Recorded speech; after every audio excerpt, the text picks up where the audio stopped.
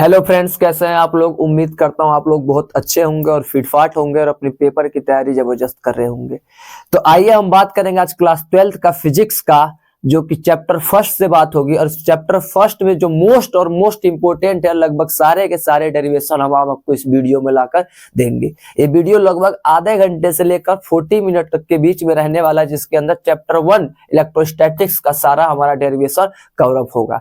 ऐसे और भी हम वीडियो और भी चैप्टर के वीडियो हमारे प्लेलिस्ट पे चैनल पे मौजूद है, तो प्लीज जाइए और वहां वीडियो को देखकर अपने प्रिपरेशन की तैयारी बिल्कुल झकास बनाइए। तो आइए इस प्रिपरेशन डेरिवेशन सीरीज के अंदर हम बात करते हैं आज क्लास 12 का फिजिक्स का चैप्टर फर्स्ट का कुछ डेरिवेशंस के, जो कि पेपर के लिए क्या होगा, ज्यादा इंपोर्टेंट होने वाला। इसके अलावा हमारा टॉप 5 न्यूमेरिकल्स और टॉप 5 डेरिवेशन का फिजिक्स में क्या चल रहा है, सीरीज चला, तो प्लीज उसको लगाना ना भूलिए और अपने पेपर में फिजिक्स में अच्छे नंबर लाने के पड़ाव को एक कदम अपने आगे और बढ़ सकते हैं। तो आइए भाई स्टार्ट करते हैं हम अपना पहला डेरिवेशन, जो कि क्या है, Coulomb's law in electrostatics form. तो अब भाई कूलम्ब्स लॉ पढ़ते हैं इलेक्ट्रोस्टैटिक्स का। तो कूलम्ब्स लॉ क्या होता है भाई, तो अब हम जानते हैं। कूलम्ब्स लॉ कहता है कि कोई भी दो क्या है, हमारा पॉइंट ऑब्जेक्ट है, पॉइंट चार्ज है, ठीक है, और ये चार्ज कुछ भी हो सकता है, मे बी पॉजिटिव और मे बी नेगेटिव। इनके बीच का जो सेपरेशन हो, किससे मैं मान लेता हूं, आर से मान लेता हूं। तो इनके बीच में अट्रैक्टिव फोर्स या रिपल्सिव फोर्स लग सकता है, depends on nature of charge, ठीक है भाई।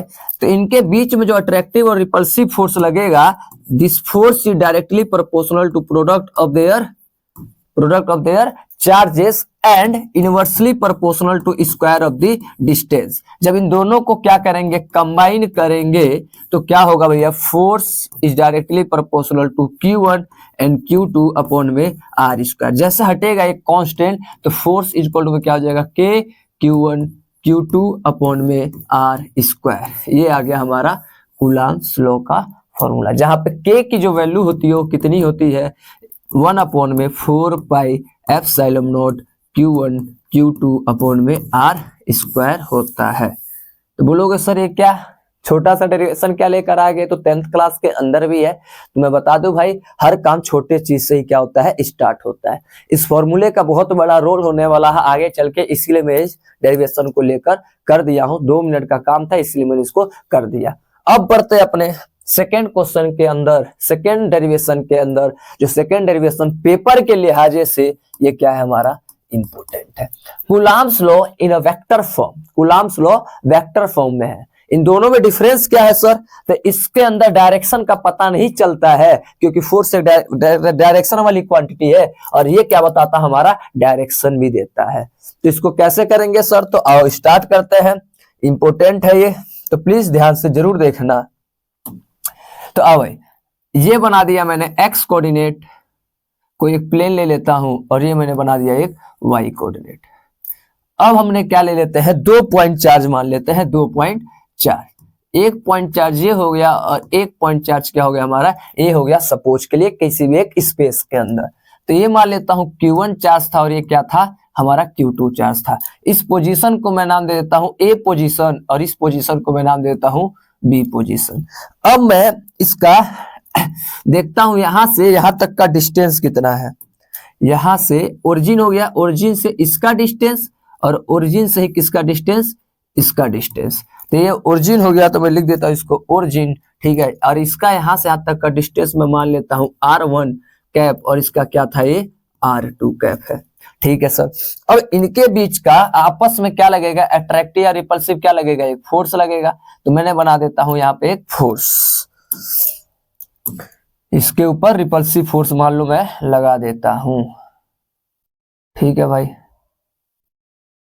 ठीक है, एक रिपल्सिव फोर्स लगा दिया जाता है। चलो भाई, चलो भाई, रिपल्सिव फोर्स। अब देखना भाई, कहानी में कहानी ये होगा कि फोर्स लगेगा, फोर्स लग रहा है किस पे, पहले पर, किसके वजह से, दूसरे की वजह से। पहले पे फोर्स लग रहा है किसके वजह से, दूसरे की वजह से। और इस पे एक फोर्स लग रहा है किसके वजह से, इस पे एक फोर्स लग रहा है, एक सेकेंड, इस पे एक फोर्स लग रहा है हमारा, फोर्स लग रहा है किस पे, दूसरे पर, किसके वजह से, पहले की वजह से। तो मैं यहाँ पे लिखूंगा फोर्स F1 से 2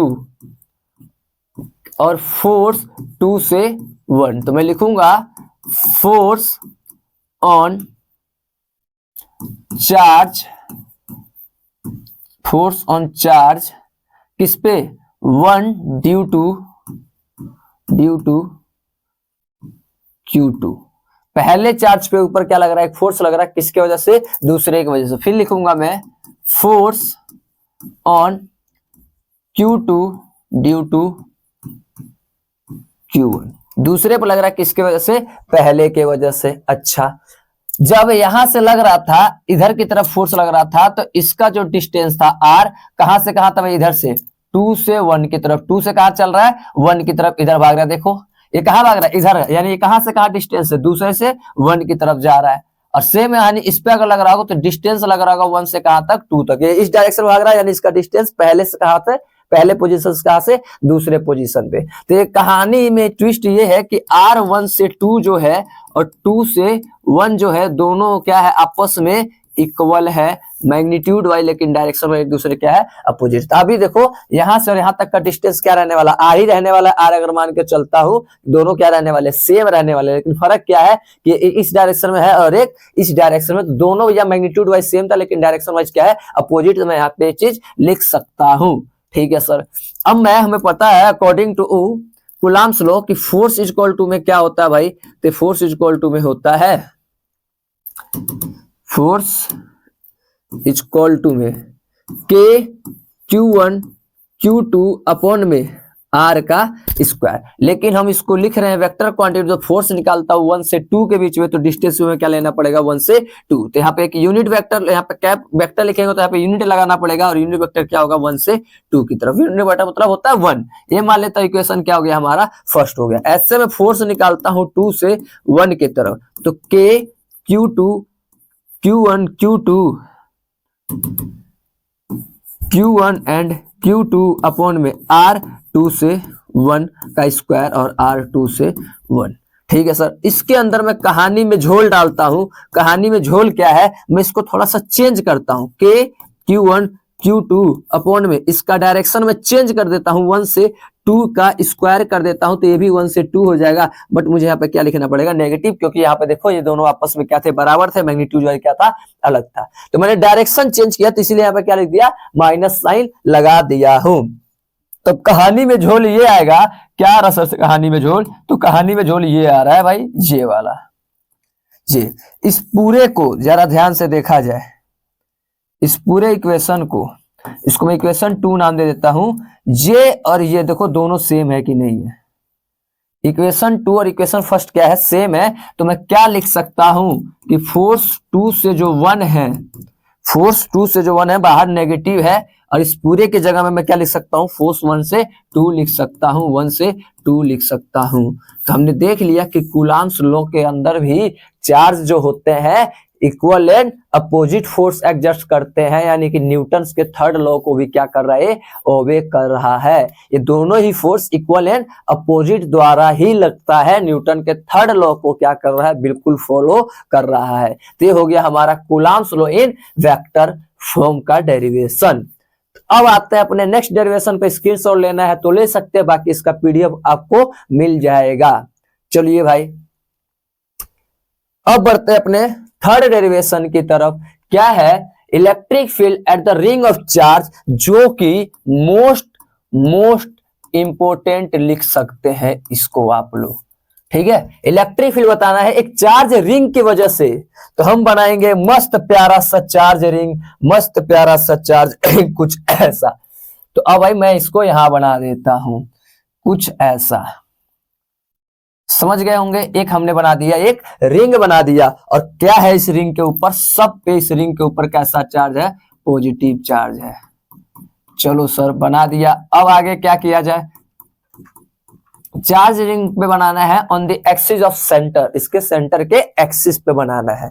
तो मान लेता हूं ये इस पूरे का रिंग का क्या हमारा सेंटर है, जिसकी वैल्यू क्या है, ओ नाम से रिप्रेजेंट कर रहा हूं।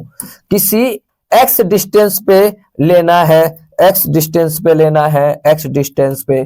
तो भैया यहां से सेंटर पे कोई एक डिस्टेंस ले लेता हूं, और इस डिस्टेंस की वैल्यू मैं क्या मान लेता हूं, इस पॉइंट को मैं क्या मान लेता हूं, P मान लेता हूं। इस P पॉइंट पर इस चार्ज रिंग की वजह से कितना फोर्स लगेगा, इलेक्ट्रिक फील्ड कितना होगा, इलेक्ट्रिक फील्ड कितना होगा इस पॉइंट P पर। तो भैया आओ इसका कैलकुलेशन करते हैं। तो मैं क्या करता हूं, एक छोटा सा डिस्टेंस लेता हूं dl, क्या लेता हूं, थोड़ा सा लेंथ dl लेता हूं, लेंथ एलिमेंट लेता हूं। इस वाले पॉइंट को मैं नाम देता हूं A, इस वाले पॉइंट को मैं नाम देता हूं A। तो मैं देखूंगा यहां से यहां तक का डिस्टेंस, इसके वजह से इलेक्ट्रिक फील्ड लगेगा इधर की तरफ, ठीक है सर। इस पॉइंट के वजह से इलेक्ट्रिक फील्ड जाएगा इधर की तरफ, ठीक है सर, ठीक है। ऐसे बहुत सारे पॉइंट होंगे जिसका इलेक्ट्रिक फील्ड ऐसे लगता रहेगा। और ये इसका मैं मान लेता हूं क्या है, इसका ये रेडियस है। ये क्या है, इसका रेडियस है जो कि 90 डिग्री है। और रेडियस को मैं A से दिखा रहा हूं और इसके डिस्टेंस को मैं किससे दिखा रहा हूं, R से दिखा रहा हूं, इस पॉइंट के यहां तक। सर ऐसा क्यों, डिस्टेंस को R क्यों मान रहे हो? तो भैया जितने भी हम डेरिवेशन करते हैं ज्यादातर डिस्टेंस को क्या लेके चल रहा हूँ, R लेके चल रहा हूँ, इसीलिए R मानकर चल रहा है, इसके रेडियस को A मान के चल रहे हैं, ठीक है सर। अगर ये पाइथागोरस चल रहा है, पॉइंट P है, तो पाइथागोरस लगा के मैं बड़े प्यार से इसको लिख सकता हूँ A स्क्वायर प्लस में R स्क्वायर रूट के अंदर। तो मैं अगर लिखूं इसको तो मैं लिख सकता हूं इन ट्रायंगल, कौन सा ट्रायंगल, OAP अप्लाइंग पाइथागोरस। तो ये फॉर्मूला हो जाएगा जो हमारा AP होगा, जो AP का स्क्वायर होगा वो किसके बराबर हो जाएगा भैया, A square plus R square के, A square plus R square के हो जाएगा। और जो AP आएगा वो वैल्यू हो जाएगा रूट में A स्क्वायर प्लस में R स्क्वायर के हो जाएगा। तो ये मैंने यहाँ पर लिख दिया, ठीक है सर। अब क्या किया जाए, तो अब देखो भाई लोग क्या देखने को ये मिलेगा, इसको दो कंपोनेंट में तोड़ेंगे, एक एक्स एक्सिस के अलोंग और एक वाई एक्सिस के अलोंग। एक एक्स एक्सिस के अलोंग तोड़ दिया मैंने, और ये देखो एक मैं तोड़ देता हूं वाई एक्सिस के अलोंग। चलो सर, सेम यही डिटो कहानी नीचे वाले के लिए भी तोड़ सकता हूं, सेम ये कहानी नीचे वाले के लिए तोड़ सकता हूं। एक एक्स एक्सिस के अलोंग, ठीक है, और एक वाई एक्सिस के अलोंग। हाँ जी सर, हो गया। एक एक्स एक्सिस के अलोंग और एक वाई एक्सिस के अलोंग, हमने इसको क्या कर दिया, तोड़ दिया। अगर सपोज के लिए एंगल क्या है, थीटा है, तो ये भी एंगल क्या होगा, थीटा होगा। अगर ये थीटा तो ये भी एंगल थीटा, और ये भी एंगल क्या हो जाएगा, थीटा, ठीक है सर। इस कंपोनेंट को, इस वाले इलेक्ट्रिक फील्ड को तोड़ा हूं तो ये क्या हो जाएगा, DE cos थीटा, जिसके साथ एंगल होता है, और ये क्या हो जाएगा, DE sin थीटा। सेम कहानी, जिसके साथ एंगल है तो इसका क्या हो जाएगा, मान लो DE डैश cos थीटा, और ये क्या हो जाएगा, DE sin थीटा हो जाएगा डैश में। पता है डिस्टेंस उससे सब कुछ बराबर है, तो इक्वल एंड अपोजिट है, तो ये वाला और ये वाला एक दूसरे के इक्वल एंड अपोजिट है, तो क्या हो जाएगा, कैंसल आउट, और ये दोनों क्या हो जाएंगे, जुड़ जाएगा। दो ही नहीं होगा, ऐसे क्या होंगे, इस रिंग की वजह से बहुत सारा होगा। तो मैं इसको ऐसा लिख सकता हूं, जो थोड़ा सा जो इलेक्ट्रिक फील्ड होगा थोड़ा सा, वो किसके बराबर होगा, इलेक्ट्रिक फील्ड का फॉर्मूला क्या होता है, के क्यू अपॉन में R स्क्वायर होता है। तो R की वैल्यू यहाँ पे क्या है, A स्क्वायर प्लस में R स्क्वायर रूट का A स्क्वायर, और सबका एंगल क्या है, cos थीटा है। ये हो गया हमारा कहानी, समझो। इलेक्ट्रिक फील्ड क्या होता है, के क्यू अपॉन में R स्क्वायर, तो के और स्मॉल चार्ज की वजह से निकाल रहा हूं, किस चार्ज के लिए, मान लो इसके ऊपर प्लस क्यू चार्ज था सबके ऊपर, तो इसमें केवल जो थोड़ा सा चार्ज होगा डी क्यू, वो अपॉन में इसका डिस्टेंस क्या है, यहाँ से A square plus R square root में, और इंटू में क्या रहा सबके साथ रिजल्टेंट में, cos थीटा। मैं ये निकाल रहा हूँ, E नेट निकाल रहा हूँ, ठीक है सर, डी cos थीटा। हम इसको क्या कर देंगे, सम कर देंगे, क्या कर देंगे, समेशन। समेशन का मतलब क्या होता है, टोटल ओवरऑल। ऐसे दो पॉइंट मैंने केवल निकाला ना, ऐसे बहुत सारे क्या आएंगे, पॉइंट आएंगे, तो सबको क्या करना पड़ेगा, हमें सम करना पड़ेगा, ऐड करना पड़ेगा, ठीक है सर। तो अब कर दिया, अब क्या करोगे सर, तो मैं निकालूंगा डी क्यू की वैल्यू, थोड़ा सा करंट। तो कैसे निकालूंगा डी क्यू की वैल्यू, कि टोटल करंट कितना है, तो टोटल करंट को मैंने क्या मान लेता हूं, क्यू है, ठीक है, अपॉन में पेरीमीटर इस सर्कल का कितना है, तो 2 पाई a है। टोटल करंट अपॉन में पेरीमीटर, यानी पर यूनिट लेंथ का निकल कर आ गया।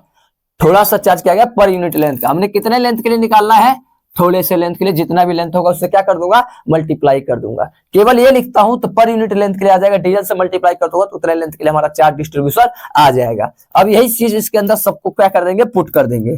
तो भैया सब सम होके क्या हो जाएगा, एक कैपिटल ई बना लेगा मान लो, और के डी क्यू की वजह में क्या लिख सकता हूं, क्यू डी एल अपॉन में क्या है, 2 पाई ए है। ठीक है सर, ये डी क्यू की जगह में लिख दिया और नीचे स्क्वायर से रूट कट जाएगा, क्या बचेगा ए स्क्वायर प्लस में आर स्क्वायर। और एक और चीज यहां से निकाल सकता हूं, कॉस थीटा भी निकाल सकता हूं। तो कॉस क्या होता है बी अपॉन में एच, तो बी हमारा क्या है, बी हमारा हो गया आर और एच हो गया ये, तो यानी आर अपॉन में ए स्क्वायर प्लस में आर स्क्वायर की पावर क्या हो जाएगा 1/2। रूट का मतलब होता है 1/2, तो इसके अंदर भी डाल देंगे।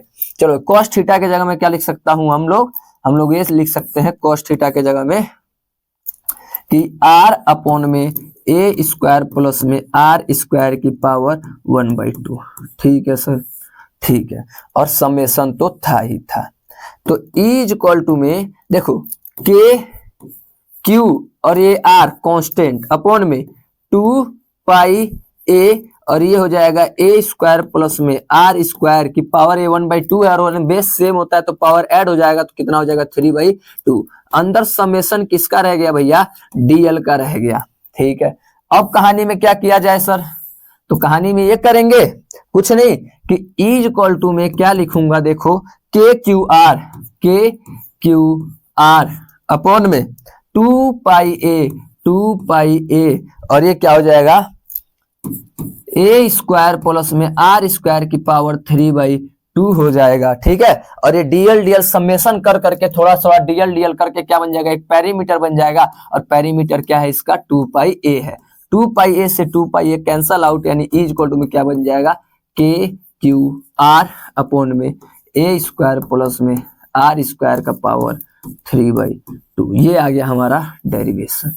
अब इसके अंदर केस ओस लगाकर देख सकते हो, जब ये आर बिल्कुल सेंटर पे लाई करेगा, जब ये पी बिल्कुल भैया क्या हो जाएगा, बहुत ज्यादा क्या हो जाएगा, बड़ा हो जाएगा, तो एक बार इसको नेग्लेक्ट कर दो और एक बार इसको नेग्लेक्ट कर दो तो हमारा स्पेशल क्या आ जाएगा, केस आ जाएगा।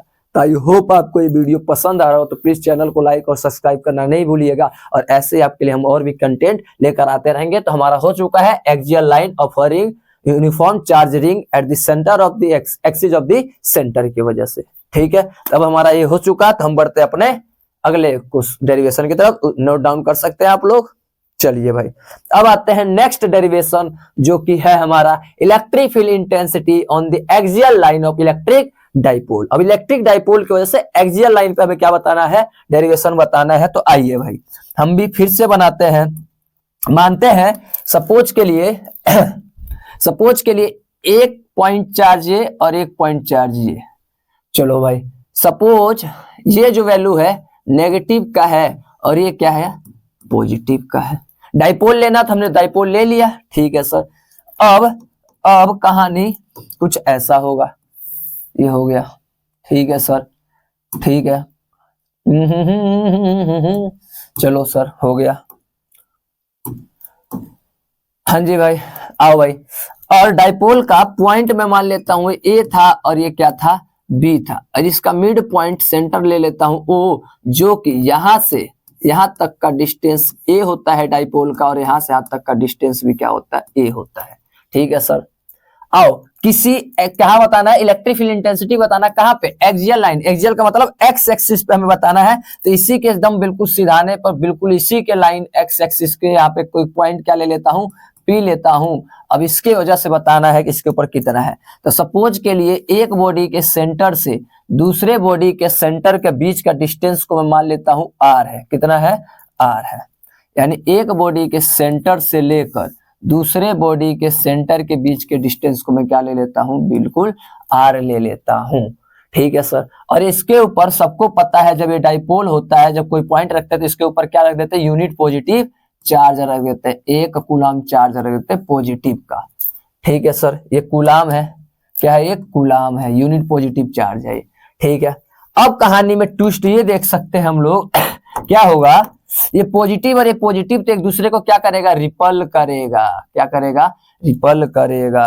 तो यानी मैं इसको लिख सकता हूं इलेक्ट्रिक फील्ड पॉइंट बी के वजह से, इलेक्ट्रिक फील्ड पॉइंट बी की वजह से उधर जा रहा है। अब मैं ये नेगेटिव है और ये क्या है, पॉजिटिव, यानी ए की वजह से इलेक्ट्रिक फील्ड होगा अट्रैक्टिव। क्या रहेगा भाई, अट्रैक्टिव रहेगा। तो मैं इसको लिख सकता हूं क्या, इलेक्ट्रिक फील्ड ए के वजह से। समझ रहे हो बात को।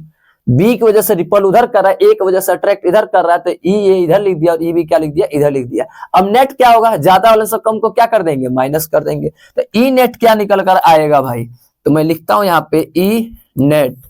ई नेट क्या निकल कर आएगा, कौन बड़ा होगा भैया, ये पास है, इसके ये वाला क्या है, पास है, और ये वाला क्या है, दूर है, तो पास वाला ज्यादा इंपैक्ट करेगा, यानी बी की वजह से ज्यादा होगा इलेक्ट्रिक फील्ड। तो ई बी में से ई ए को क्या कर दूंगा मैं, माइनस कर दूंगा, तो हमारा ई नेट निकल कर आ जाएगा।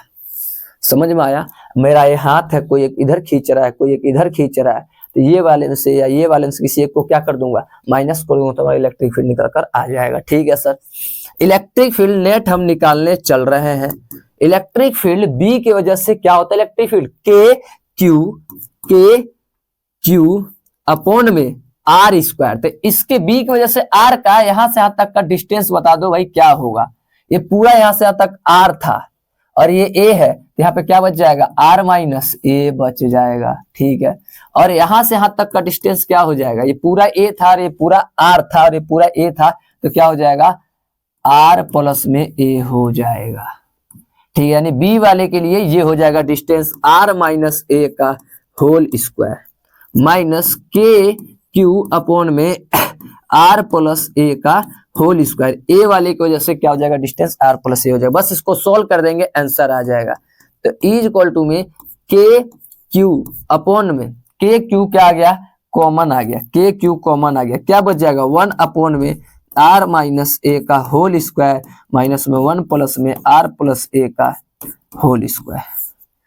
ठीक है, अब इसको सोल्व कर दो भैया, ए माइनस बी का होल स्क्वायर डेरिवेटिव वो लेकर एलसीएम लेकर, के क्यू ये क्या हो जाएगा, आर माइनस ए और ये हो जाएगा आर प्लस ए का होल स्क्वायर। ठीक है, आ गया कहानी, क्रॉस मल्टीप्लाई यानी आर प्लस ए का होल स्क्वायर माइनस में आर माइनस ए का होल स्क्वायर। ठीक है सर, इसको सॉल्व करना रह गया अब कहानी। तो अब भैया, तो E इज इक्वल टू में क्या होगा, ये हो जाएगा के क्यू ए प्लस बी का होल स्क्वायर यानी ए स्क्वायर प्लस में बी स्क्वायर प्लस में 2ab। ठीक है सर, लिख दिया। माइनस सबका साइन क्या कर दो, चेंज कर देना। आगे क्या है, माइनस है तो ऑलरेडी मैं माइनस साइन चेंज कर करूंगा, ए माइनस बी का होल स्क्वायर यानी ए स्क्वायर प्लस बी स्क्वायर, तो प्लस का क्या हो जाएगा, माइनस का बी स्क्वायर माइनस 2ab, तो क्या हो जाएगा, प्लस का 2ab। पता चल गया होगा क्यों, क्योंकि आगे क्या है, नेगेटिव है, तो साइन अपोजिट कर देना जस्ट।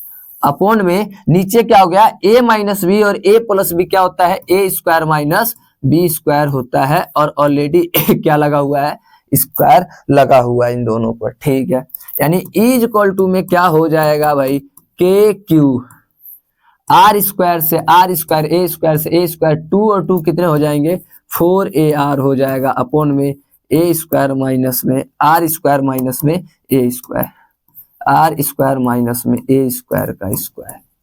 ठीक है, यानी इज इक्वल टू में क्या हो जाएगा, के क्यू, इस 4 को क्या लिख सकता हूं, 2 इंटू में 2ar लिख सकता हूं, अपॉन में आर स्क्वायर माइनस में ए स्क्वायर का होल स्क्वायर लिख सकते हैं। ठीक है, यानी इज इक्वल टू में के, ध्यान से देखिएगा भाई, के 2a और ये q की वैल्यू क्या होती है, p होती है, क्या होती है, p इज इक्वल टू में क्या होता है, q इंटू में 2a, जहां पे p को हम क्या बोलते हैं, डाइपोल मोमेंट। क्या बोलते हैं भाई लोग, डाइपोल मोमेंट बोलते हैं। तो यानी कि k का k और 2 का 2, और इसके जगह में क्या लिख सकता हूं, p, क्या लिख सकता हूं, p, 2a q की जगह में p, और r का r, अपॉन में क्या लिख सकता हूं, r square minus a square का स्क्वायर लिख सकता हूं।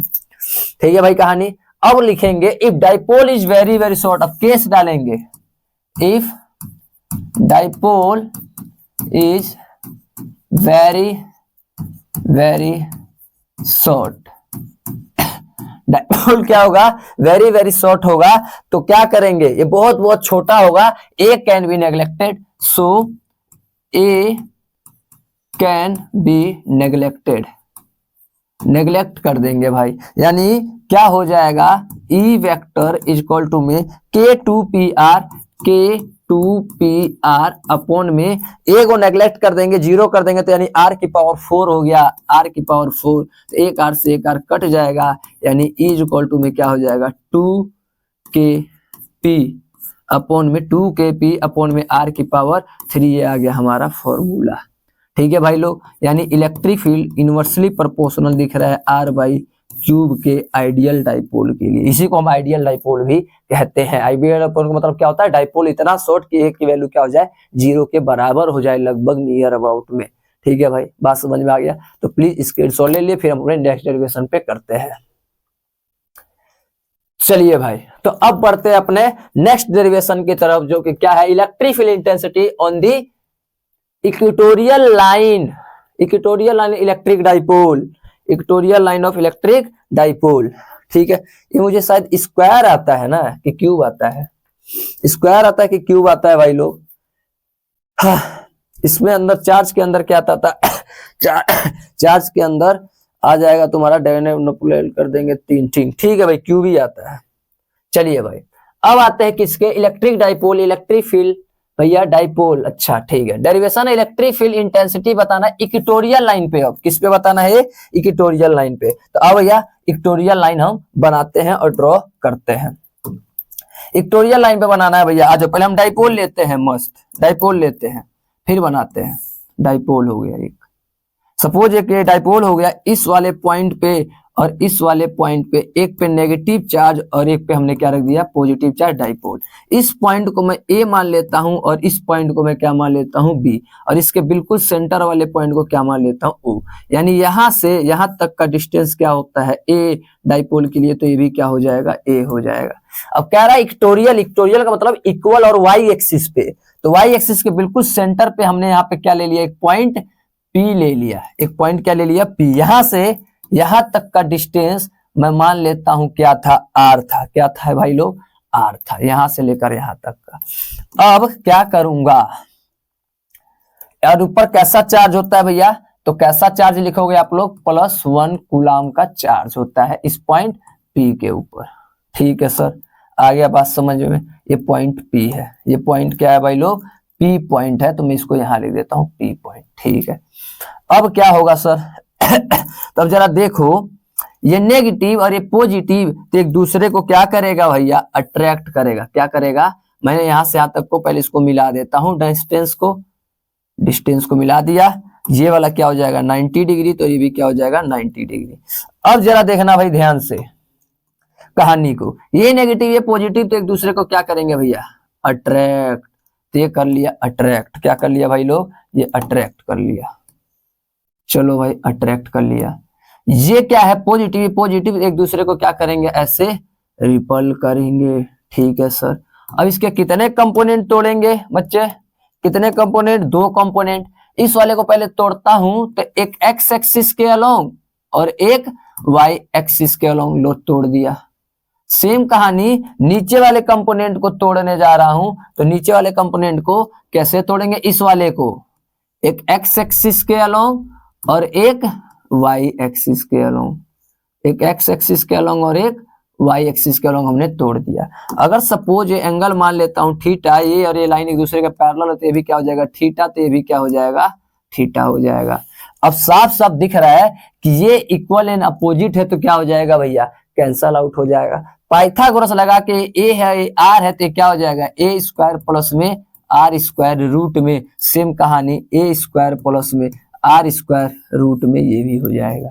ठीक है, अब हमें देख रहा है ये दोनों अपोजिट में है, तो क्या हो जाएंगे कैंसिल आउट, दोनों क्या हो गया ऐड हो गया। ठीक है, ये वाला जो होता है क्या होता है, डीई साइन थीटा होता, और ये वाला क्या हो जाएगा डीई कॉस थीटा हो जाएगा। क्यों, क्योंकि जिसके साथ एंगल बनता है कॉस थीटा, ये वाले के लिए और इस वाले के लिए भी क्या हो जाता है डीई कॉस थीटा हो जाएगा। ठीक है सर, यानी ई नेट क्या हो जाएगा, ई नेट हो जाएगा sir d E cos theta plus में डीई कॉस थीटा हो जाएगा, यानी E net is equal to में हो जाएगा 2DE कॉस थीटा।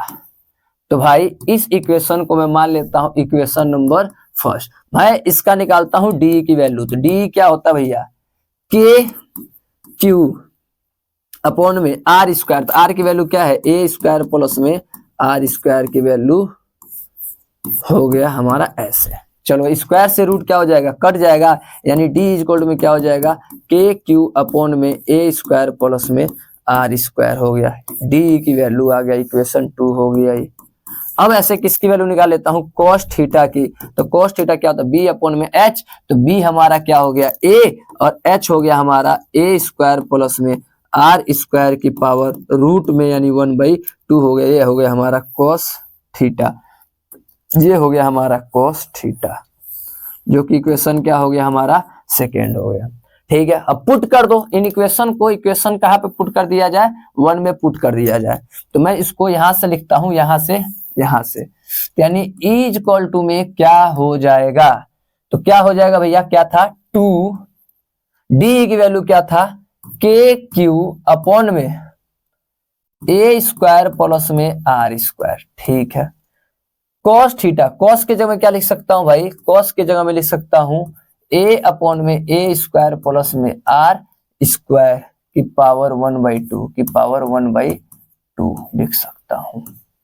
ठीक है सर, यानी इज इक्वल टू में क्या हो जाएगा, तो हो जाएगा 2k/q a अपॉन में ए स्क्वायर प्लस में आर स्क्वायर की पावर 3/2 लिख सकता हूं। ठीक है, हमें पता है कि इज इक्वल टू में 2q और a की जो वैल्यू होती है p होती है, क्या होती है, p होता है।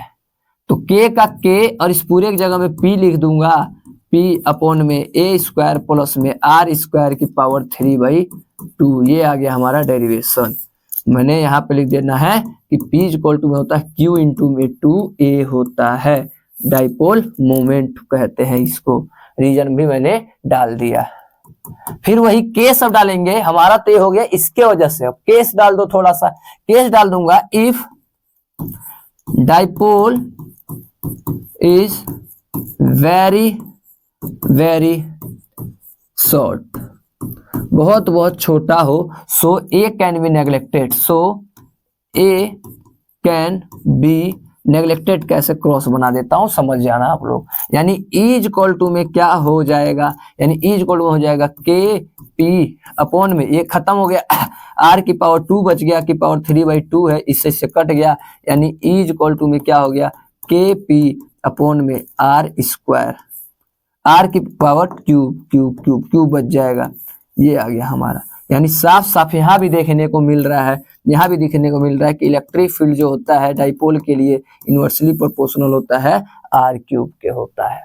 बात समझ गए। एक छोटी सी और बात बता दूं, एक्सियल का इक्वेटोरियल का डिवाइड करेंगे तो उन दोनों का रेशियो क्या आएगा, 2 आएगा। देखिए इस वाले में 2 नहीं है और एक्सियल वाले में क्या है, 2 है, तो इन दोनों का रेशियो क्या होता है, 2 के बराबर होता है, 1/2 के। चलो भाई, तो ये भी हमारा हो चुका है, तो प्लीज नोट डाउन कर लिए। फिर हम आगे बढ़ते हैं अपने नेक्स्ट डेरिवेशन के तरफ। चलिए भाई, तो अब आते हैं अपने नेक्स्ट डेरिवेशन पे, जो कि क्या होने वाला है भैया, डेरिवेशन का नाम electric field intensity at the point on the electric dipole, any point, at any point, at any point है हमारा डेरिवेशन का नाम। अभी हम पढ़ रहे थे एक्सियल पे, फिर पढ़े हम इक्वेटोरियल पे, अब पढ़ेंगे हम किसी भी पॉइंट के लिए। तो ये भी कहानी थोड़ा सा क्या है भैया, इंपोर्टेंट है, तो आओ भाई इसको भी समझते हैं। तो एट एनी पॉइंट पे है भाई।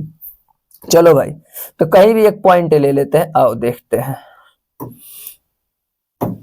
हाँ, एक पहले बना दिया मैंने डाइपोल, पहले मैंने बना दिया डाइपोल। ये हो गया तुम्हारा +q और ये सपोज के लिए हो गया हमारा -q।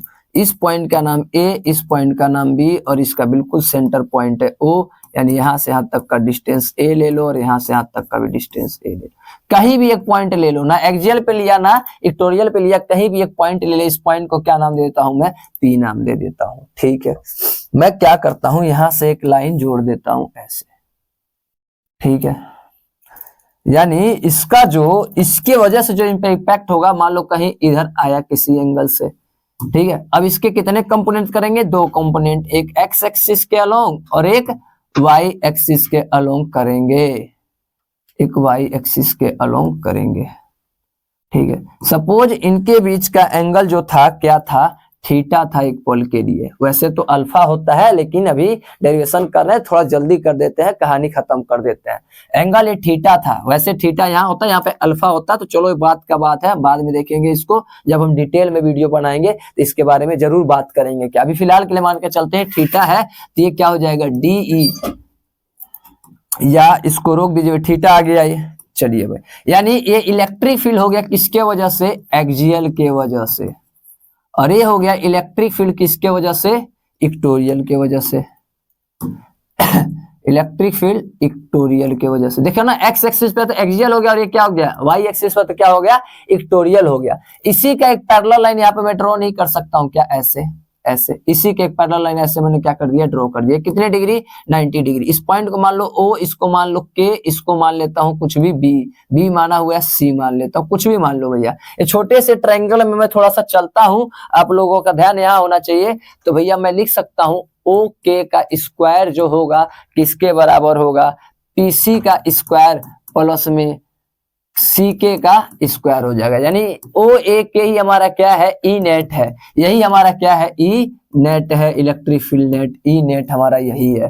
तो ई नेट जो होगा, E square is equal to में PC क्या है भैया, ई एक्सियल है, ई एक्सियल है। और ये क्या है भैया, एक्सियल पे क्या बना रहा, तुम ही बताओ। ये थीटा बनाता है तो क्या हो जाता है, cos थीटा, और एक ये भैया जिस पे एंगल नहीं होता वो क्या बन जाता है, sin थीटा। तो यानी ई क्या हो जाएगा, cos थीटा का स्क्वायर प्लस में, और इसका क्या हो जाएगा भैया, ई इक्वेटोरियल का sin थीटा के साथ स्क्वायर हो गया। ठीक है सर, बस इसको सॉल्व कर दो। ई स्क्वायर इक्वल टू में क्या हो जाएगा भैया, ये हो जाएगा, एक्सियल का हमने फॉर्मूला पढ़ा है कि 2kp अपॉन में r क्यूब होता है। ठीक है, स्क्वायर करना है भैया, और ये स्क्वायर कर देते हैं, और ये हो जाएगा cos स्क्वायर थीटा। ठीक है, दोनों पर अलग अलग स्क्वायर कर दिया। प्लस में इसका क्या होता है, kp अपॉन में r क्यूब का स्क्वायर, और ये क्या हो जाएगा, sin स्क्वायर थीटा हो जाएगा। ठीक है सर, हो गया। यानी ई स्क्वायर इक्वल टू में, अब देखा जाए तो इन दोनों में क्या कॉमन आ सकता है भैया, स्क्वायर है तो उधर भी मैं इसको रूट बना दूंगा। क्या बना दूंगा, रूट बना रूट, स्क्वायर है तो रूट बना दो भाई। ये क्या हो जाएगा, देखिए 2 इधर पे छोड़ दिए, के पी आर क्यूब, दोनों में स्क्वायर के साथ क्या आ जाएगा, कॉमन आ जाएगा। यानी के पी अपॉन में आर क्यूब स्क्वायर के साथ क्या आ गया, कॉमन आ गया। अंदर क्या बचेगा यहाँ पे 4, 2 का स्क्वायर क्या होता है 4, और ये क्या था, cos स्क्वायर थीटा, प्लस में पूरा ही चीज कॉमन आ गया, क्या बच जाएगा, sin स्क्वायर थीटा बच जाएगा। ठीक है सर, यानी इज इक्वल टू में ये स्क्वायर से रूट कर जाएगा, बाहर आके क्या हो जाएगा, के पी आर क्यूब, और ये क्या बच जाएगा, उसको क्या लिख सकता हूँ, 3 cos स्क्वायर थीटा प्लस में cos स्क्वायर थीटा, और ये क्या था, sin स्क्वायर थीटा था, और ये कहाँ था, सब रूट में था। ये वाला रूट से बाहर लिख दिया मैंने, और इसको 4 को 3 और 1 में तोड़ दिया। यानी इज इक्वल टू में क्या हो जाएगा, के पी अपॉन में आर क्यूब, और रूट में क्या आ जाएगा, 3 cos स्क्वायर थीटा प्लस में, और ये दोनों की वैल्यू क्या होती है, 1 होती है। तो ये आ गया हमारा किसी भी पॉइंट के वजह से ये कहानी। अब यहीं से बड़े प्यार से एक्सियल का भी हो जाएगा और इक्वेटोरियल का भी हो जाएगा, कहानी में कोई दिक्कत नहीं आना चाहिए। अगर एक्सियल की बात करता है तो इनके बीच का एंगल क्या हो जाएगा, 0 डिग्री। तो इस पे 0 रखूंगा तो cos 0 का वैल्यू 1 होता है, तो 3 और 1 कितना हो जाएगा, 4, 4 क्या हो जाएगा 2। और हमें पता है कि एक्सियल के लिए 2 के पी अपॉन में आर क्यूब होता है। इक्वेटोरियल होता है तो एंगल 90 डिग्री होता है, 90 के साथ ये पूरा 0 हो जाता है, 1 का रूट 1 ही होता है। सेम यही कहानी बनकर आ जाता है, जिसपे 2 नहीं होता, के पी अपॉन में आर क्यूब होता है। तो एक्सियल और इक्वेटोरियल की भी कहानी हो चुका है, तो प्लीज नोट डाउन कर लिए ताकि हम अपने नेक्स्ट डेरिवेशन पर आ जाते हैं। चलिए भाई, अब बढ़ते हैं, देखते हैं क्या है नेक्स्ट डेरिवेशन में। तो अगला डेरिवेशन है drive an expression for the torque. अब क्या बनाना है हमें, torque by the electric dipole kept in the uniform electric field. अच्छा भैया, अब डाइपोल को रख दिया है इलेक्ट्रिक फील्ड के अंदर, यूनिफॉर्म इलेक्ट्रिक फील्ड के अंदर, तो हम मस्त बनाते हैं, एक इलेक्ट्रिक फील्ड बनाते हैं। तो चलो भाई बना के देखते हैं। सपोज के लिए ऊपर नेगेटिव चार्ज है, क्या है, नेगेटिव चार्ज, और नीचे क्या है भैया, पॉजिटिव चार्ज है। ठीक है भाई, यानी इलेक्ट्रिक फील्ड किस डायरेक्शन में होगा, पॉजिटिव से निकलता है नेगेटिव की तरफ। इलेक्ट्रिक फील्ड यहां पे बना देता हूं पॉजिटिव है, ऊपर नेगेटिव सारे हैं, तो इलेक्ट्रिक फील्ड पॉजिटिव से नेगेटिव चार्ज की तरफ भागता है। ठीक है, ये हमने बना दिया इलेक्ट्रिक फील्ड। बात समझ गए होंगे। ऐसे तो मैं बना के खिचड़ी नहीं पकाना चाह रहा हूं, बस आप लोग क्या खोजिए, समझ जाइए सारे नेगेटिव चार्ज हैं और ये सारे क्या है, पॉजिटिव चार्ज है। चलिए आगे बढ़ते हैं। अब आगे बढ़ते वक्त देखते हैं इलेक्ट्रिक फील्ड ऐसे, इनके इलेक्ट्रिक फील्ड के बीच में हमने क्या रख दिया, डाइपोल रख दिया, ऐसे डाइपोल रख दिया। ये डाइपोल का ए वाला सिरा और ये डाइपोल का बी वाला सिरा हो गया। ठीक है, ये डाइपोल का ए सिरा और ये वाला डाइपोल का बी सिरा हो चुका है। ये इसका क्या हो गया, सेंटर हो गया ओ, और यहां से यहां तक का डिस्टेंस ए होता है, तो यहां से यहां तक का भी डिस्टेंस क्या होता है, ए होता है। ठीक है, आ जाइए भाई, ये सपोज कर लीजिए कि ये नेगेटिव वाला क्यू चार्ज था और ये क्या था, पॉजिटिव वाला डाइपोल है। ठीक है सर, हो गया, सपोज कर लिया। यानी ये पॉजिटिव और ये नेगेटिव एक दूसरे को क्या करेगा, अट्रैक्ट करेगा। ठीक है, ये नेगेटिव और ये पॉजिटिव ये इधर से तरफ क्या करेगा, अट्रैक्ट करेगा। यानी इन दोनों के ऊपर एक फोर्स लग रहा होगा। इसके ऊपर जो फोर्स लग रहा है वो क्या लग रहा है, प्लस क्यू और ई के साथ। इलेक्ट्रिक फील्ड इसका मान लो ई है। ठीक है, और इसके ऊपर एक फोर्स लग रहा होगा जिसकी वैल्यू होगी माइनस का क्यू ई होगा। तो हमने ये देखा ओवरऑल एफ जो नेट है वो क्या हो गया भैया, प्लस का क्यू ई और माइनस का क्यू ई, यानी ओवरऑल नेट फोर्स क्या हो गया हमारा, जीरो हो गया। नेट फोर्स क्या हो गया हमारा, जीरो हो गया। लेकिन एक बात पता चल रहा है, एक ऊपर की तरफ एक नीचे की तरफ, इसके ऊपर कुछ ना कुछ फोर्स क्या करेगा, काम करेगा, लेकिन वो नेट फोर्स जीरो हो जाएगा। लेकिन यहाँ पे कैसा फोर्स आ जाएगा, रोल में टॉर्क आ जाएगा। क्या जाएगा, टॉर्क। अब हम बेसिकली यहाँ पे क्या करेंगे, टॉर्क कैलकुलेट करेंगे। इसका फॉर्मूला होता है फोर्स इंटू में परपेंडिकुलर डिस्टेंस। फोर्स इंटू में परपेंडिकुलर डिस्टेंस होता है। ठीक है सर, तो torque is equal to force क्या होता है, क्यू इंटू में ए और इंटू में परपेंडिकुलर डिस्टेंस निकालने के लिए हम निकालते हैं साइन थीटा। साइन थीटा क्या होता है, पी परपेंडिकुलर अपॉन में हाइपोटेनियस। तो यहाँ से एक ऐसे लाइन ड्रॉ कर लेते हैं और यहाँ से एक ऐसे लाइन ड्रॉ कर लेते हैं। ठीक, तो P अपॉन में H, H हमारा क्या हो जाएगा, 2a, क्या हो जाएगा 2a। यहाँ से परपेंडिकुलर की वैल्यू क्या हो जाएगी, 2a साइन थीटा। तो यहाँ भी हम लिख सकते हैं 2a साइन थीटा। खास बात यह है कि 2a और Q की वैल्यू क्या होता है भैया, P होता है, यानी P क्रॉस में E साइन थीटा हो जाएगा। ठीक है, अगर इसको वेक्टर फॉर्म में लिखना है तो साइन थीटा को मैक्सिमम कर दो, यानी P क्रॉस में क्या आ गया, ई आ गया, या पी ई साइन थीटा होता है। और ये हो गया हमारा डेरिवेशन हो गया। तो भैया बात समझ में आ गया। अब इसकी डायरेक्शन सबकी बात होती है अलाइंग इक्विलिब्रियम, इक्विलिब्रियम तो हम उसको कॉन्सेप्ट वाले वीडियो में पढ़ेंगे। आज का हमारा डेरिवेशन यहाँ पर कंप्लीट हो चुका है। तो आइए भाई अब हम नेक्स्ट डेरिवेशन में बढ़ते हैं, तब तक इसको आप नोट डाउन कर लेते हैं, फिर आगे आते हैं नेक्स्ट वीडियो की तरफ। चलो भाई, तो ये चीज हो चुका, हम बढ़ते हैं अपने नेक्स्ट की तरफ। तो क्या है, पोटेंशियल एनर्जी निकालना है। वो अब गोल गोल घूमेगा, टॉर्क करेगा तो उसकी कुछ एनर्जी भी होगी, तो उसकी एनर्जी को भी क्या करना है, हमें कैलकुलेट करना है। तो सेम वही ड्राइंग बनाते हैं, वहां पे सेम यही ड्राइंग कि यहाँ पे क्या है, नेगेटिव चार्ज है और यहाँ पे क्या है पॉजिटिव चार्ज है, नेगेटिव चार्ज है। अब इसके अंदर सेम वही क्या डाल देना है, डाइपोल डाल देना है। चलो भैया, ये ए पॉइंट और ये बी पॉइंट, ये हो गया हमारा बीच का सेंटर, ए और ओ मान लेता हूं, दोनों का डिस्टेंस ए है। ये भैया मान लो नेगेटिव चार्ज है, तो ये क्या हो जाएगा, पॉजिटिव चार्ज। ठीक है कहानी, सपोज यहां से इंक्लाइंड होके कुछ यहां तक वो चल के गया, तो इनके बीच का एंगल क्या है, थीटा है। क्या है भैया, θ1 हुआ या θ2 हुआ, θ1 मान के चलो। ऐसे और घूमेगा तो θ2, एक बार और मान लो ऐसे घूम गया होगा, यहाँ से यहाँ तक का बीच का एंगल क्या मान लेता हूँ, θ2 मान लेता हूँ। यानी मुझे वर्क निकालना है। क्या निकालना, एनर्जी का मतलब पोटेंशियल एनर्जी, पोटेंशियल एनर्जी मतलब work is the form of energy. तो वर्क डन क्या होता है भैया, फोर्स इंटू में डिस्प्लेसमेंट। तो यहाँ पे कैसा फोर्स लग रहा है, टॉर्क फोर्स लग रहा है, इंटू में डिस्प्लेसमेंट कैसा हो रहा है, एंगुलर डिस्प्लेसमेंट हो रहा है, क्योंकि लीनियर की कहानी क्या हो चुकी है, जीरो हो चुकी है, लीनियर फोर्स जीरो। तो टॉर्क इंटू में डिस्प्लेसमेंट, थोड़े से के लिए थोड़ा सा डिस्प्लेसमेंट, वर्क डन। तो डी डब्ल्यू इक्वल टू टॉर्क की वैल्यू हमने पढ़ा कि पी ई साइन थीटा होता है। ठीक है, और ये डी थीटा हो गया। अब इसका क्या कर दिया जाए, इंटीग्रेशन कर दिया जाए। तो ये वर्क हो गया सिंपल, और पी तो कांस्टेंट हो गया। और साइन थीटा का डेरिवेटिव क्या होता है, इंटीग्रेशन माइनस का कॉस थीटा होता है, कॉस थीटा होता है। और कहां से कहां तक, थीटा 1 से लेकर कहां तक, थीटा 2 तक, थीटा 1 से थीटा 2 तक, तो थीटा 1 से थीटा 2 तक। ठीक है सर।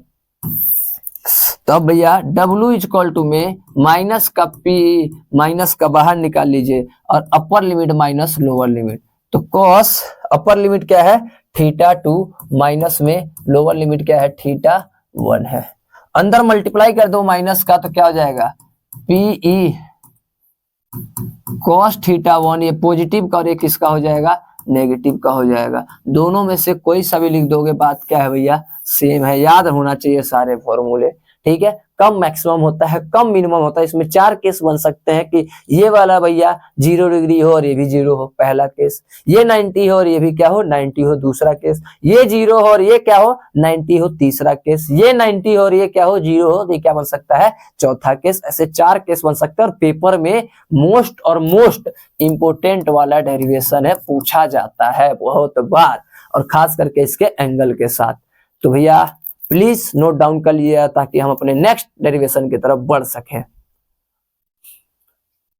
चलिए भाई लोग, उम्मीद करता हूं कि आप लोगों ने कर लिया होगा। तो अब आते हैं अपने नेक्स्ट डेरिवेशन की तरफ, deduction of Coulomb's law from Gauss theorem. Gauss theorem का यूज करते हुए हमें क्या बताना है, क्या ड्राइव करना है, कूलम्ब्स लॉ को ड्राइव करना है। तो हमने पढ़ा हुआ है कि ओम्स लॉ क्या, सॉरी गॉस लॉ क्या कहता है, electric field over any close surface area is equal to q upon में एप्सिलॉन नॉट। क्यू अपॉन में एप्सिलॉन नॉट, थोड़ा अच्छे से लिख देता हूं, क्यू अच्छा नहीं लग रहा, तो क्यू अपॉन में एप्सिलॉन नॉट, ये होता है हमारा क्या, गॉस थ्योरम। इसी का हम यूज करेंगे। तो आओ भैया यूज करके हम बनाते हैं मस्त और झकास सा। तो मान लेता हूं क्या है, एक स्फेयर है, क्या है, एक स्फेयर है। ये स्फेयर का क्या है, हमारा सेंटर है, ओ है। कोई एक छोटा सा पार्ट ले लेता हूं, ये हमने पार्ट ले लिया, जिसका इलेक्ट्रिक फील्ड बाहर की तरफ ऐसे निकल रहा, पॉजिटिव चार्ज, एरिया वेक्टर भी इसी के साइड में होगा। यहां से यहां तक का डिस्टेंस क्या मान लेता हूं, रेडियस आर है। तो मैं निकालता हूं ई, और भैया इसका सरफेस एरिया, स्फेयर है तो स्फेयर का सरफेस एरिया क्या होता है, 4 पाई आर स्क्वायर होता है। डॉट आता है, ds आता है भैया, डॉट दोनों सेम में है, तो cos 0 की वैल्यू क्या हो जाती है, 1 हो जाती है। 1 लिखने की कोई जरूरत फायदा नहीं है। और ये क्या है, q अपॉन में एप्सिलॉन नॉट है। तो यानी E इक्वल टू में अगर यहाँ से इलेक्ट्रिक फील्ड निकालना चाहूं, तो क्या निकल कर आएगा भैया, q अपॉन में 4 पाई एप्सिलॉन नॉट इंटू में आर स्क्वायर। ठीक है। और हमें पता है, we know that F equal to में क्या होता है, Q इंटू में E होता है। ठीक है। तो F इक्वल टू में क्या हो जाएगा, Q, और E की वैल्यू डाल देता हूं, क्या था भैया, Q अपॉन में 4 pi epsilon naught r square. Suppose के लिए पहला था और ये क्या है, दूसरा है, जो भी मानना है। मान लो अलग अलग दो चार्ज है, तो फोर्स इक्वल टू में क्या हो जाएगा, Q1 Q2 अपॉन में आर स्क्वायर, और 1 अपॉन में 4 पाई एप्सिलॉन नॉट।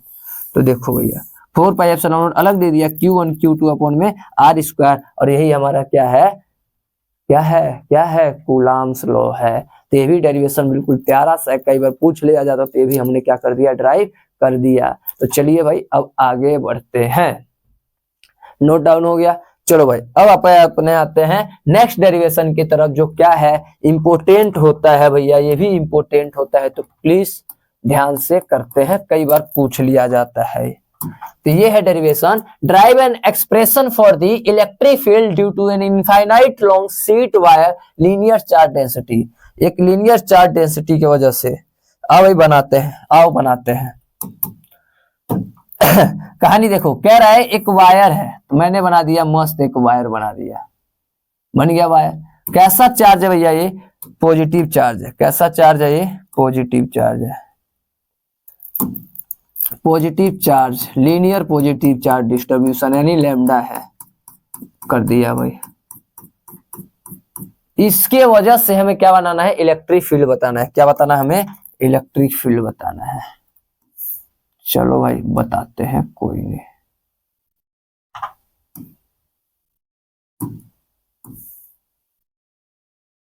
चलो भाई ये हमने बना दिया, ठीक है। इसके वजह से बताना है तो भैया क्या ड्रॉ करना पड़ता है, गॉसियन सरफेस। क्या ड्रॉ करना पड़ता है, गॉसियन सरफेस। तो ये मान लेता हूं मैं वो गॉसियन सरफेस में ड्रॉ कर देता हूं सिलेंड्रिकल शेप का। ये सब ऐसे गोल गोल क्या बना हुआ है, एक गॉसियन सरफेस बना दिया। ऐसे एक वायर है, इसके इमेजिन करो यहाँ पे चारों तरफ क्या है, एक गॉसियन सरफेस हमने क्या कर दिया, ड्रॉ कर दिया। ये इसका एरिया क्रॉस सेक्शन हो जाएगा, ये इसका हो जाएगा area cross section. Positive charge की वजह से इलेक्ट्रिक फील्ड ऐसे निकलेगा, पॉजिटिव चार्ज की वजह से इलेक्ट्रिक फील्ड इसका कैसे निकलेगा, ऐसे निकलेगा। पॉजिटिव सॉरी परपेंडिकुलर ही होगा, कैसे होगा, परपेंडिकुलर होगा।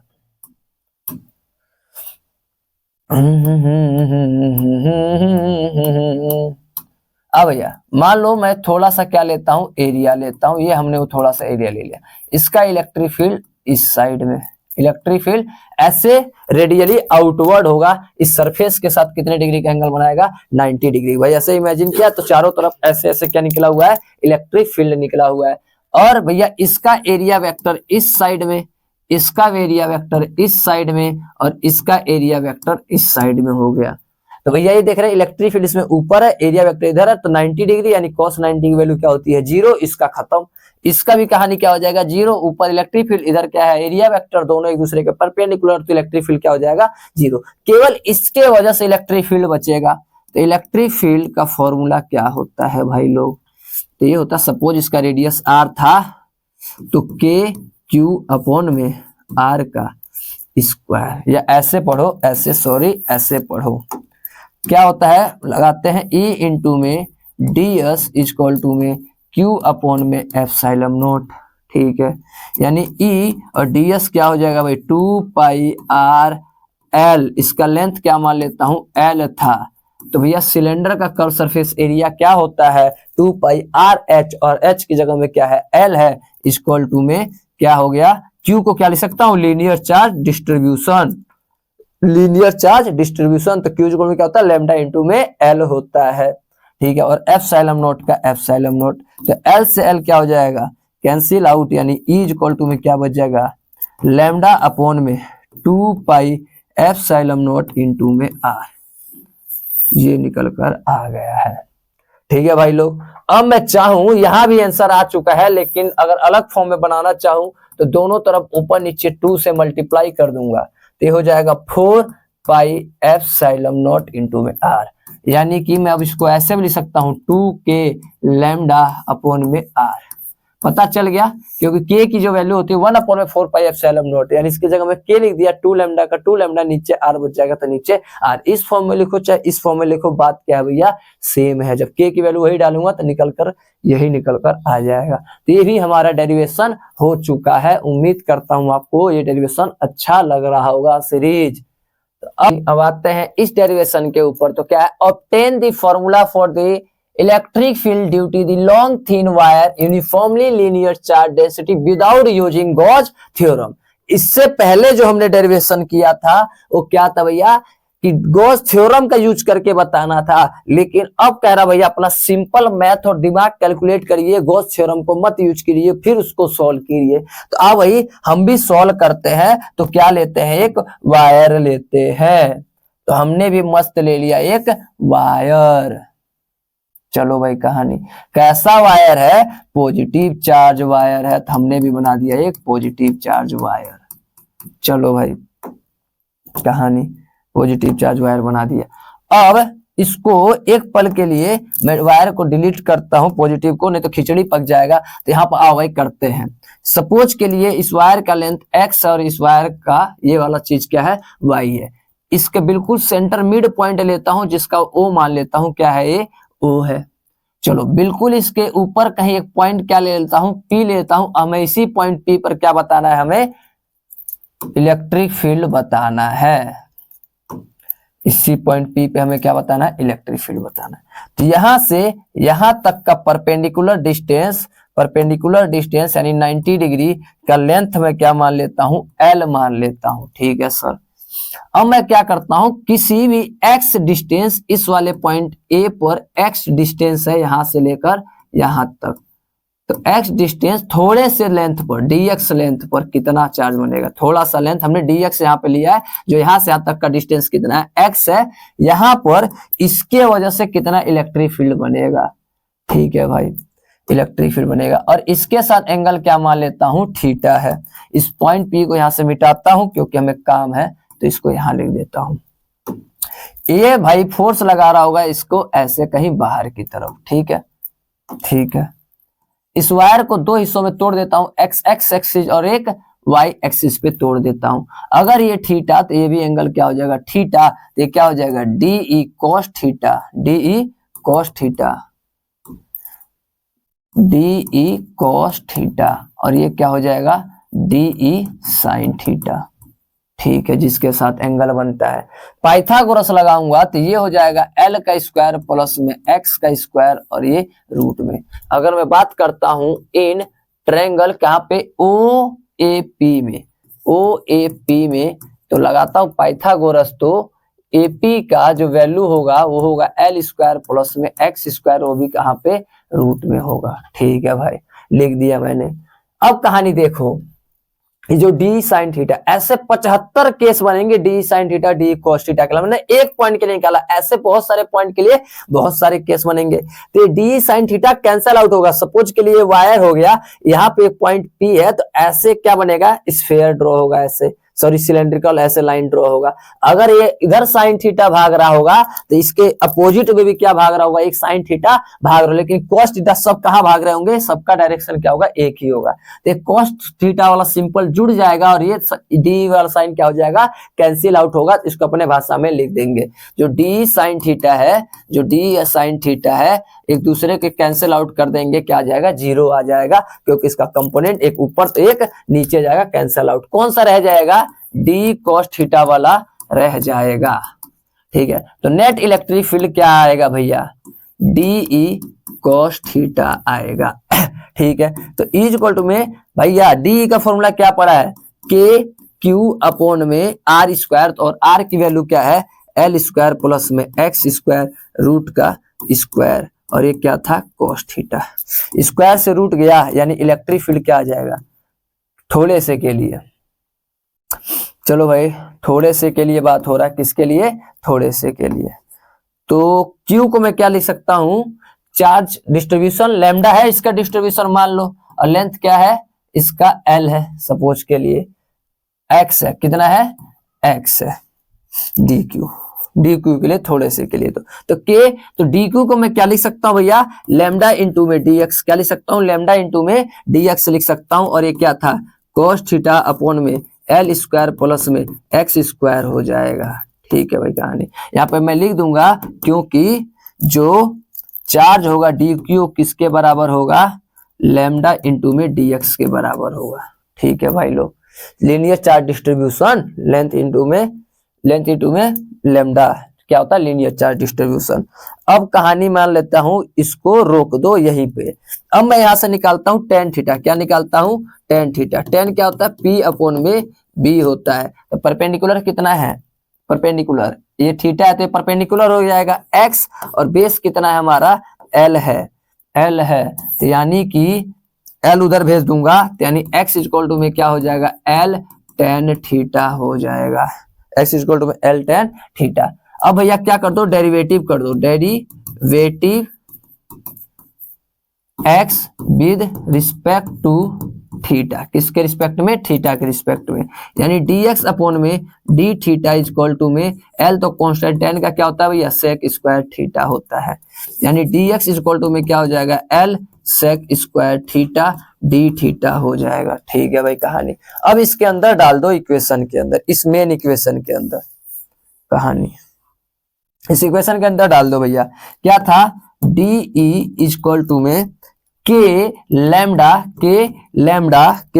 डी एक्स की जगह में मैंने ये चीज निकाला, क्या है, l sec square theta d theta upon में, और यहाँ पे क्या था भैया, कॉस थीटा, और नीचे क्या था, एल स्क्वायर प्लस में क्या है ये एल, और ये रहा एल स्क्वायर, और एक्स की वैल्यू हमने क्या निकाला था अभी, एक्स की वैल्यू ये रहा एल टेन थीटा, यानी L square ten square theta. ठीक है, x की जगह में l था, tan थीटा स्क्वायर था, तो हमने यहाँ पे स्क्वायर भी लिख दिया। यानी कि डी ई इक्वल टू में क्या हो जाएगा, k lambda l sec square theta d theta cos theta, और यहाँ से क्या कॉमन आ जाएगा, एल स्क्वायर कॉमन आ जाएगा, यानी 1 प्लस tan स्क्वायर थीटा हो जाएगा।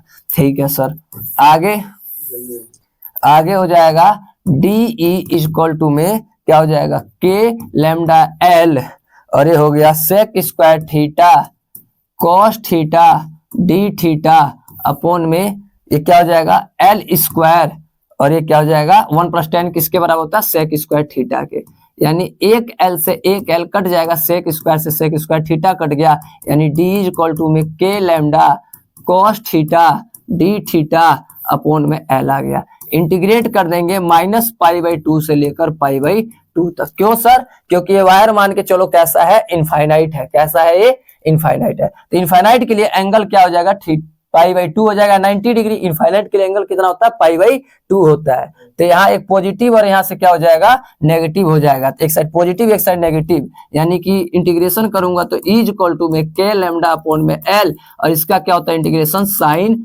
Theta, upper limit minus lower limit कर देंगे, यानी ई इक्वल टू में के लैम्डा अपॉन में एल अपर लिमिट, और माइनस करने जाऊंगा तो प्लस हो जाएगा साइन लैम्डा बाई 2, क्योंकि यहाँ पे माइनस था, यानी ई इक्वल टू में के लैम्डा अपॉन में एल, और ये क्या हो जाएगा 2 हो जाएगा, यानी ई इक्वल टू में क्या हो जाएगा 2 लैम्डा 2 के लैम्डा, क्या हो जाएगा ये 2 के लैम्डा अपॉन में एल, और यही हमारा क्या हो गया, प्रूव हो गया है।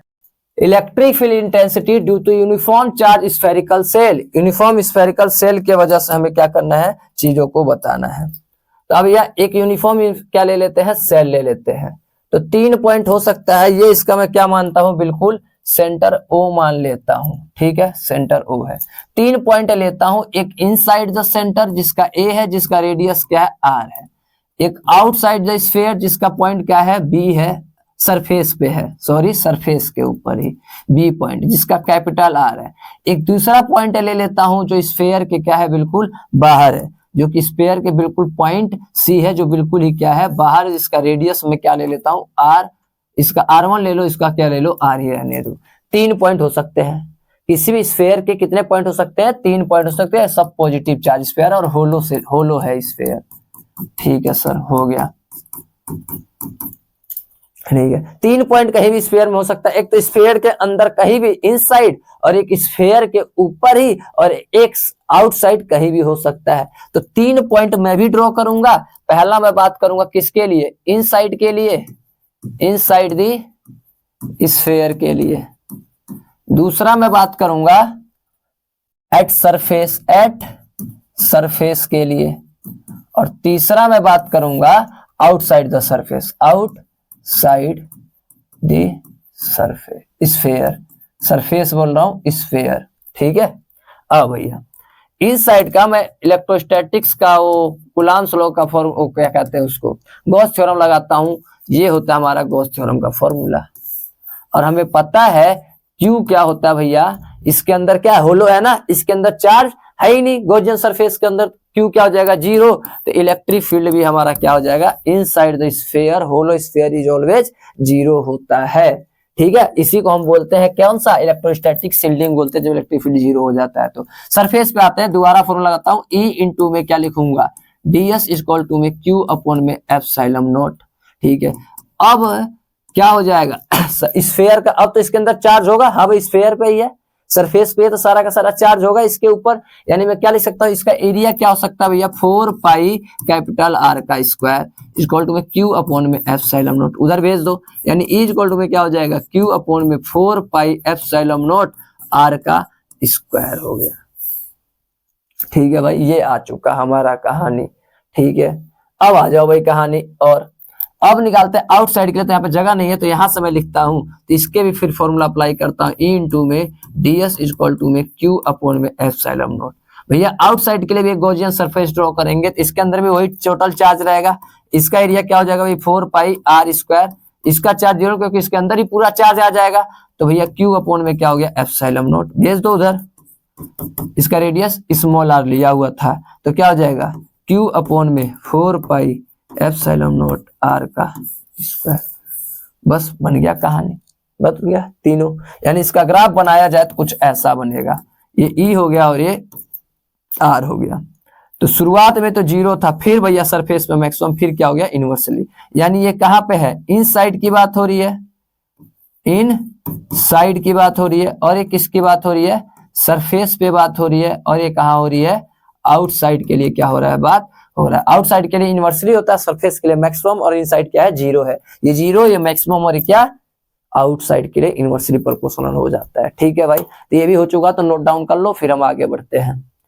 चलिए भाई अब बढ़ते हैं अपने नेक्स्ट क्वेश्चन, नेक्स्ट डेरिवेशन की तरफ। Electric field intensity due to non conducting sphere of solid sphere. अच्छा, इलेक्ट्रिक फील्ड बताना है। अब आ गया नॉन कंडक्टिंग स्फीयर, यानी इस बार अब खोखला नहीं है, इस बार सॉलिड है, भरा हुआ है इसके अंदर, इसके अंदर कुछ क्या है, भरा हुआ है। तो भरने का कुछ है क्या, किससे भरे हम, किससे भरे, चलो भैया मान के चलते सॉलिड स्फीयर है। क्या है ये, सॉलिड स्फीयर है, सॉलिड स्फीयर है।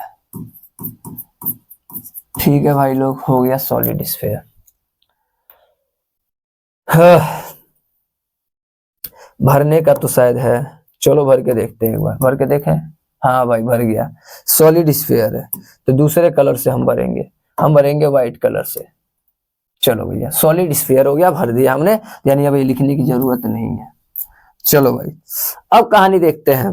रेड पे तो चलेगा ही नहीं, रेड पे इसको कर देता हूं मैं, इस कलर का कर देता हूं, ज्यादा सही है। चलो भैया येलो चलाते हैं, आ जाओ भैया। इसके अंदर भी वही, ये इसका क्या मान लेता हूं, सेंटर हो गया ओ। इसके अंदर भी 3 पॉइंट कहीं मान लो, इसके अंदर ए पॉइंट है जिसका रेडियस क्या मान लेता हूं, R1।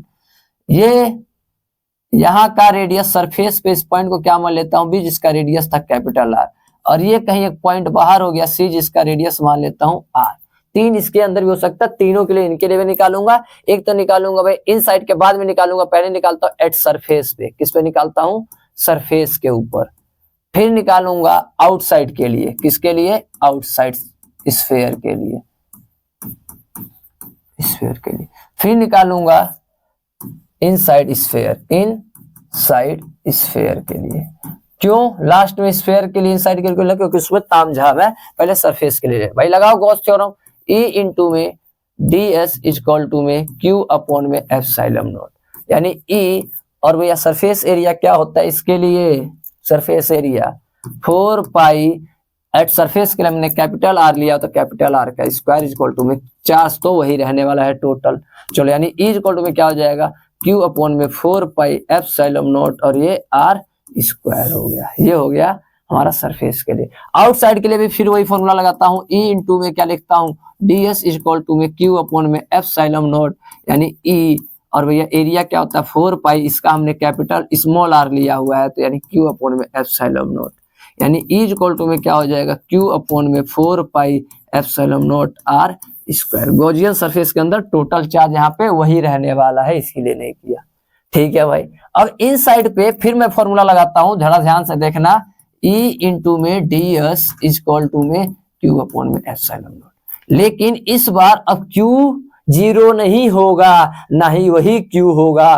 क्यों, क्योंकि अब ये भरा हुआ है, अब इसका गॉसियन ऐसे सरफेस ड्रॉ होगा, इसके अंदर Q क्या हो जाएगा, बदल जाएगा। इसके अंदर मैं निकालूंगा Q डैश है क्या, क्या है, तो मैं पहले लिखता हूं, इसके ऊपर मान लो capital Q small q charge था, तो ठीक है भाई कहानी। तो मैं लिखता हूं Q charge, linear charge distribution निकालता हूं, तो क्या होता है भैया, रो इंटू में वॉल्यूम। तो Q इक्वल टू में रो क्या होता है भैया, रो का रो, और वॉल्यूम निकालता हूं क्या होता है 4/3 पाई, और इसके लिए क्या माना था, स्फीयर के लिए कैपिटल R क्यू। तो यहाँ से रो की वैल्यू क्या हो जाएगा भैया, 3Q अपॉन में 4 पाई R क्यू।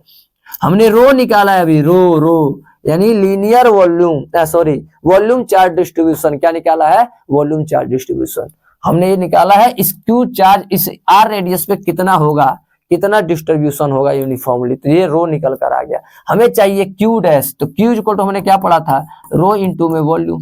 Q डैश चाहिए तो V वॉल्यूम भी हो जाएगा, तो यानी Q डैश इक्वल टू में रो हमने निकाल लिया 3Q अपॉन में 4 पाई कैपिटल R क्यूब, और वॉल्यूम डैश इसके लिए क्या होगा, वॉल्यूम का फॉर्मूला 4/3 पाई, और इसके लिए हमने माना हुआ है R1 का क्यूब। क्या माना हुआ है? R1 का क्यूब, अंदर वाले का रेडियस का वॉल्यूम। ठीक है सर, 4 से 4 गया, 3 से 3 गया, पाई से पाई गया, यानी क्यू डैश इक्वल टू में क्या हो जाएगा? क्यू R1 का क्यूब अपॉन में कैपिटल R का क्यूब। ये आ गया हमारा क्यू डैश की वैल्यू। ठीक है, कर दो भाई इसके अंदर कहानी। आ जाओ भैया। ई एरिया क्या हो गया भैया? 4 पाई R1 का स्क्वायर इक्वल टू में क्यू डैश की वैल्यू हमने निकाला, क्यू R1 का क्यूब अपॉन में R का क्यूब, और यहाँ पहले से क्या था? Epsilon not. तो देखो भैया, R1 क्यूब से R1 क्यूब, इस क्यूब से स्क्वायर से क्यूब कट जाएगा, एक R बच जाएगा, और ये हो जाएगा क्यू R1 अपॉन में 4 pi epsilon not R cube. इस बार ये जीरो नहीं हुआ, यहाँ पे देखा गया ई डायरेक्टली प्रोपोर्शनल टू किसके है? R1 के है। ठीक है कहानी, अब इस बार जीरो नहीं होगा। अगर इसका ग्राफ बनाया जाए तो ये इसका फॉर्मूला, ये इसका फॉर्मूला, और ये वाला इसका फॉर्मूला हो गया। ग्राफ बनाया जाए अगर, तो इस बार जीरो नहीं हुआ, इस बार डायरेक्टली प्रोपोर्शनल है। क्या है? Directly proportional. फिर मैक्सिमम हुआ, फिर क्या हुआ? मैक्सिमम हुआ, फिर क्या हो जाएगा? इनवर्सली, यानी इनसाइड सरफेस और ये आउटसाइड। सर ये डायरेक्टली प्रोपोर्शनल क्यों आ गया? हाँ तो होगा ही, जैसे जैसे R1 बढ़ता जाएगा चार्ज भी क्या होता जाएगा? बढ़ता जाएगा। चार्ज बढ़ता जाएगा तो इलेक्ट्रिक फील्ड भी क्या होता जाएगा? बढ़ता जाएगा, और बढ़ते बढ़ते बढ़ते सरफेस पे आके क्या हो जाएगा? मैक्सिमम। फिर इससे आगे बढ़ाते जाएंगे तो चार्ज तो वही रहने वाला है, क्योंकि चार्ज तो टोटल वही रहेगा, डिस्टेंस बढ़ता जाएगा, डिस्टेंस के साथ इलेक्ट्रिक फील्ड का रिलेशन क्या होता है? इनवर्सली प्रोपोर्शनल होता है। तो ये भी हो चुका है, तो प्लीज नोट डाउन करें ताकि हम आगे बढ़े, और ये वाला थोड़ा सा इंपॉर्टेंट है, तो प्लीज उतार सकते हैं आप लोग। चलिए भाई, अब बढ़ते हैं अपने नेक्स्ट के तरफ। क्या है? Using gauss law prove that the electric field at the point due to uniformly charge infinite plate sheet is independent of distance of flying it. अच्छा भैया, गॉस लॉ को यूज करते हुए प्रूफ करो इलेक्ट्रिक फील्ड इंडिपेंडेंट है किसके ऊपर? इसके ऊपर, और इनफाइनाइट शीट है। क्या है? इनफाइनाइट शीट है। चलो भाई प्रूफ करते हैं। यानी कि कुछ ऐसा टन टन। ये हमने ले लिया एक इनफाइनाइट पॉजिटिव सीट ले लिया। क्या ले लिया? पॉजिटिव सीट ले लिया, पॉजिटिव चार्ज का। ये हमने कोई ले लिया एक गॉसियन सरफेस, तो इसके भैया थोड़ा सा बाहर बना देते हैं गॉसियन सरफेस को, बराबर बराबर डिस्टेंस पे। अगर यहाँ से आता डिस्टेंस x है तो ये भी क्या होने वाला? x है, बराबर दूरी पर ले लिया, गॉसियन सरफेस ड्रॉ कर दिया। ठीक है, और ये सब किसका था? पॉजिटिव चार्ज था। ठीक है कहानी, इसका एरिया वेक्टर इधर, इलेक्ट्रिक फील्ड भी पॉजिटिव से इधर, इसका एरिया वेक्टर इधर, इलेक्ट्रिक फील्ड भी इधर, और इस पे थोड़ा सा भाई ड्रॉ करता हूं तो एरिया वेक्टर ऊपर और इलेक्ट्रिक फील्ड इधर, या इधर सॉरी, इधर बाहर की तरफ। ये दोनों एक दूसरे के 90 तो कैंसल आउट हो गया, ये तो जीरो हो गया। यानी फ्लक्स की बात करता हूं तो फ्लक्स जो होगा, नेट फ्लक्स किसके बराबर होगा? φ1 प्लस में φ2 के बराबर। ये वाला और ये वाला, इसका तो भैया जीरो नहीं होगा क्योंकि सेम डायरेक्शन में है। सेम डायरेक्शन मतलब जीरो एंगल, और cos जीरो की वैल्यू क्या होती है? 1 होती है, यानी कि जुड़ जाएगा φ1 प्लस में φ2, और ये तो भैया जीरो हो जाएगा क्योंकि 90 डिग्री था। यानी φ इक्वल टू में इसके लिए फॉर्मूला क्या पढ़ेंगे फ्लक्स के लिए भैया? E इंटू में एरिया इंटू में ए होता है, ई ए प्लस में ई डॉट में ए, cos थीटा की वैल्यू तो 001 हो गया, यानी φ इक्वल में क्या हो जाएगा? 2EA हो जाएगा। और φ क्या होता है भैया? Q अपॉन में एप्सिलॉन नॉट होता है, और 2EA, हमें E की वैल्यू चाहिए, तो E इक्वल टू में क्या हो जाएगा? Q अपॉन में 2 एप्सिलॉन नॉट इंटू में A। और भैया इसके लिए क्या होता है? लीनियर चार्ज डिस्ट्रीब्यूशन सिग्मा क्या होता है? सिग्मा। तो सिग्मा इंटू में ए अपॉन में 2 एप्सिलॉन नॉट ए, तो ए से ए कट जाएगा, यानी ई इक्वल टू में सिग्मा अपॉन में 2 एप्सिलॉन नॉट होता है।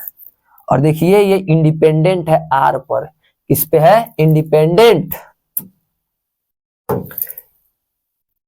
Independent of the distance. Distance के ऊपर क्या है? ये इंडिपेंडेंट है। डिस्टेंस सही कहीं नहीं, लीनियर चार्ज डिस्ट्रीब्यूशन है, मीडियम है, और 2 तो क्या है? कांस्टेंट है। ये क्या है? सब बातों पर इंडिपेंडेंट है। तो ये भी क्वेश्चन हमारा हो चुका है। अब देखते हैं अपना नेक्स्ट पार्ट। तो बस यही हमारा चैप्टर फर्स्ट में क्या है, मेन डेरिवेशन है। तो प्लीज अगर हमारा वीडियो को पसंद आया हो तो प्लीज चैनल को लाइक सब्सक्राइब करना ना भूलिएगा, और ऐसे ही हमें मोटिवेट करता रहेगा ताकि हम आपके लिए ऐसे ही वीडियो बनाते रहेंगे। तो मिलते हैं नेक्स्ट वीडियो के साथ, तब तक के लिए टाटा और बाय बाय सबको, बाय बाय।